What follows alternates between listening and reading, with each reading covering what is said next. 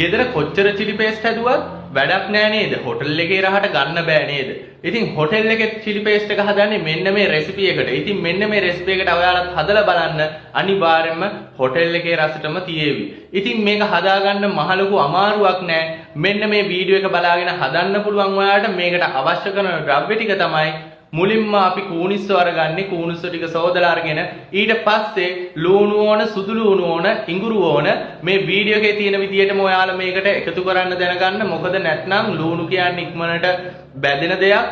කූනිස්සෝ ටික ඉස්සෙල්ලා දාලා ලුණු ටික දාලා ඊට පස්සේ සුදු ලුණු ඉඟුරු ටික දාලා තමයි පස්සේ කරපිංච දාන්නේ. ඊට පස්සේ කරපිංච දැම්මට පස්සේ අපි ඒක ටිකක් වෙලා හොඳට බැදුනට පස්සේ තමයි එකතු කරන්නේ සීනි.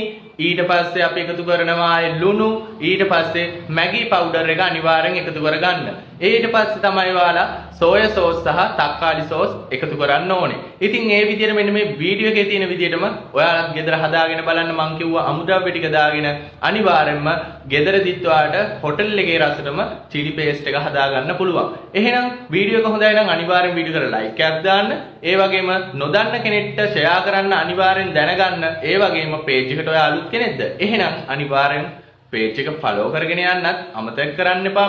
මේ වගේ සුපිරිම සුපිරි වීඩියෝ බලන්න. bye bye.